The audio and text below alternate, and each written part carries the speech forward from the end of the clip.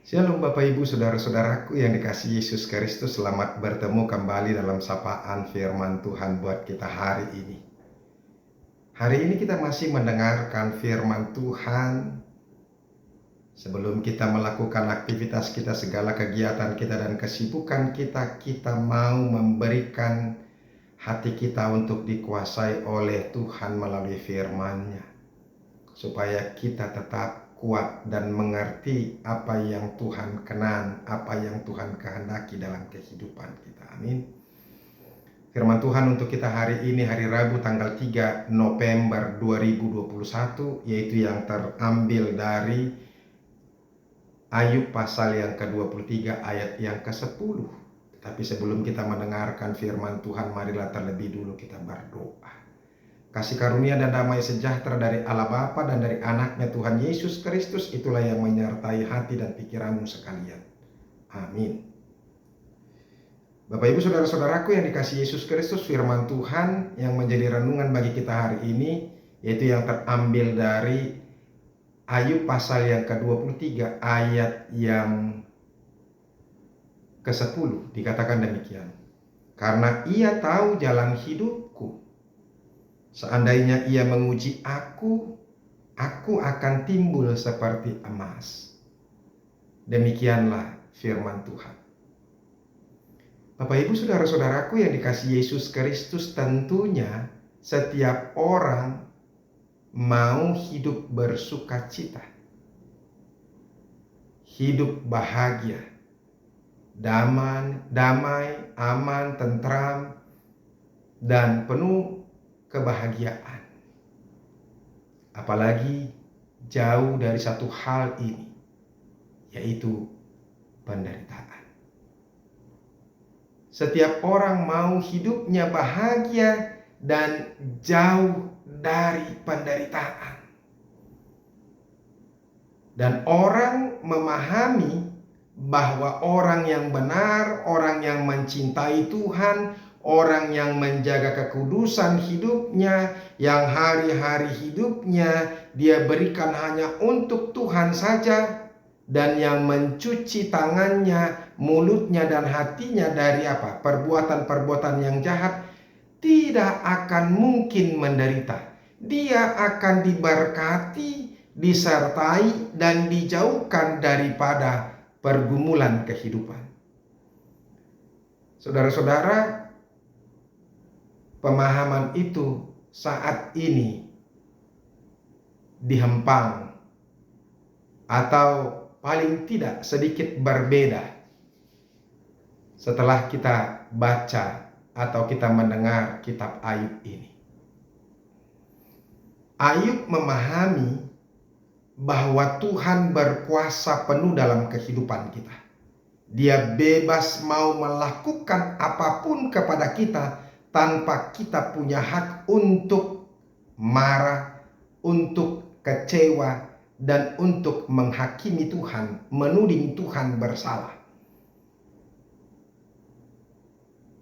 Sekalipun mungkin penderitaan, pergumulan, persoalan, dan masalah demi masalah terjadi, sekali ketika kita masih tetap mencintai Tuhan, Tuhan tidak punya salah. Dan tidak ada yang berhak untuk menghakimi Tuhan untuk melakukan segala sesuatu dalam kehidupan kita. Tahukah kita saudara-saudara, ketika Ayub menerima laporan dari hamba-hambanya apa yang terjadi? Yang terjadi kepada harta bendanya, binatang-binatang peliharaannya, dan juga kepada anak-anaknya setelah dia mendengar laporan daripada hambanya itu tentang semuanya yang sudah hilang, bahkan anaknya juga harus mati 10-10-nya. Dia katakan demikian, ini kesaksiannya, dan ini menjadi kesaksian yang luar biasa buat kita. Supaya ketika kita mengalami pergumulan dan penderitaan yang begitu berat pun, jangan sampai ada kita yang menghakimi Tuhan. Dan kita tidak punya hak untuk mencela Tuhan sedikit pun. Mari kita lihat ayat yang ke-20 dari Ayub pertama, pasal yang pertama. Maka berdirilah Ayub lalu mengoyak jubahnya dan mencukur kepalanya, kemudian sujudlah ia dan menyembah. Bapak Ibu Saudara-saudara, setelah dia menerima laporan dari hambanya bahwa hewan ternaknya semuanya mati habis dan anak-anaknya juga terbunuh semuanya, mati dan habis, tetapi dia masih bersembah sujud kepada Tuhan dan menyembah Tuhan. Ini luar biasa, katanya. Dengan telanjang aku keluar dari kandungan ibuku, dengan telanjang juga aku akan kembali ke dalamnya. Tuhan yang memberi, Tuhan yang mengambil, terpujilah nama Tuhan. Ini menarik saudara-saudara buat kita. Dengan segala apa yang dialaminya, kehilangan yang begitu besar, harta bendanya yang tadinya dia betul-betul orang yang paling kaya di sebelah timur, tapi kemudian saat ini menjadi orang yang paling miskin, tetapi dia tidak sedikit pun merasa kehilangan dan hancur hatinya. Karena dia memahami bahwa segala sesuatu itu adalah pemberian dari Tuhan, dan itu haknya Tuhan. Kalau Tuhan mau ambil, maka itu haknya Tuhan, dan kita tidak boleh mencela itu. Makanya dia katakan dalam kesemuanya itu Ayub tidak berbuat dosa dan tidak menuduh Allah berbuat yang kurang patut. Dia tidak menuduh Allah dalam hal itu, berbuat hal yang tidak patut. Karena dia tahu bahwa segala sesuatunya itu dari Tuhan. Nothing to lose. Dia merasa tidak ada yang hilang baginya. Karena Tuhan yang memberi, Tuhan yang mengambil. Kan itu haknya Tuhan. Tetap juga aku mau puji Tuhan. Ini luar biasa saudara-saudara. Ada banyak orang dalam kehidupan ini ketika dia jadi orang kaya, kemudian bangkrut, maka dia tidak sanggup menghadapi kenyataan dan menjadi gila.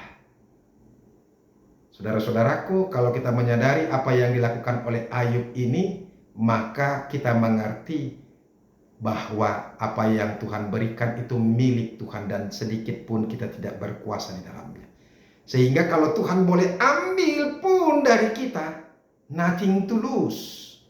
Tuhan yang memberi, Tuhan yang mengambil. Terpujilah nama Tuhan. Itu luar biasa sekali.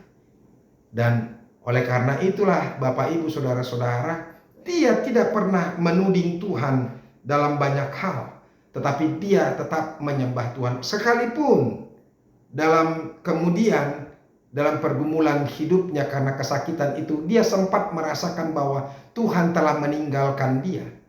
Tetapi kemudian dia menyadari dirinya setelah dia menggumuli, memang Tuhan itu tetap hidup, Allah yang hidup.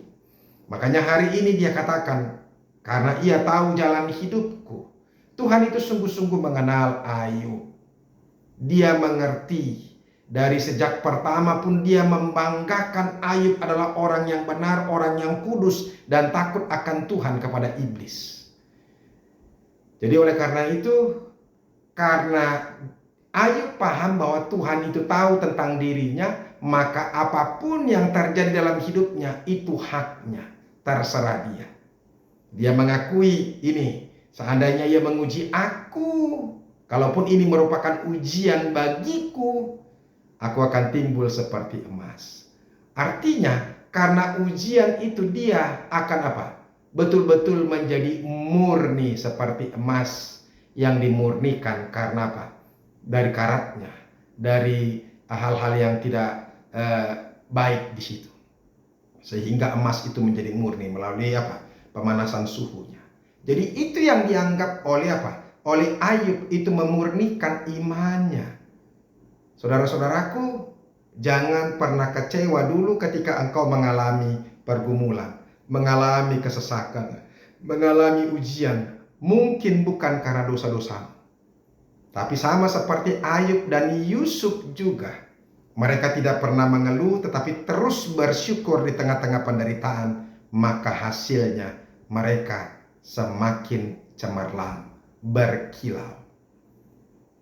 Oleh karena itu, tetaplah semangat dalam setiap penderitaan, apapun pencobaan. Jangan pernah menuduh Allah berlaku yang tidak patut kepada kita. Karena Tuhan punya hak atas diri kita. Tuhan Yesus memberkati. Terima kasih Tuhan untuk firman-Mu. Jadilah apa yang Tuhan rasa patut bagi kami. Tuhan Yesus memberkati. Terima kasih ya Tuhan. Amin. Bapak Ibu Saudara-saudara yang sudah dengarkan firman Tuhan, mari tetap setia, taat kepada Tuhan. Dan terus bersyukur dalam hidupmu. Tuhan Yesus memberkati. Sampai ketemu besok. Tuhan Yesus memberkati kita. Salam.